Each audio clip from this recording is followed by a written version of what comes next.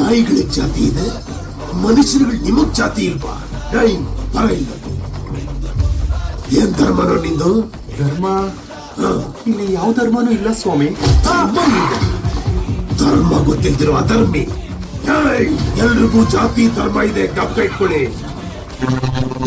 Basavanna, Jesus ಕೂಡ ತುಂಬಾ powerful ಅಮ್ಮ, ಆದ್ರೆ ಅವ್ರ ಕೊನೆ ದೇವರಿಂದ ಧರ್ಮ, ಧರ್ಮದಿಂದ ಜಾತಿ, ಜಾತಿಯಿಂದ ಮೇಲು ಕೀಳು, ಸಂಘರ್ಷ ಇದೆಲ್ಲ ಬೇಕಾದಿಲ್ಲ. ನಮ್ಮನ್ನು ಸೃಷ್ಟಿ ಮಾಡಿರೋ ದೇವರನ್ನ ತುಳಿಯಲ್ಲ, ನಾವು ಸೃಷ್ಟಿ ಮಾಡಿರೋ ದೇವರನ್ನ ಆರಾಮಾಗಿ ತುಳಿತೀವಿ.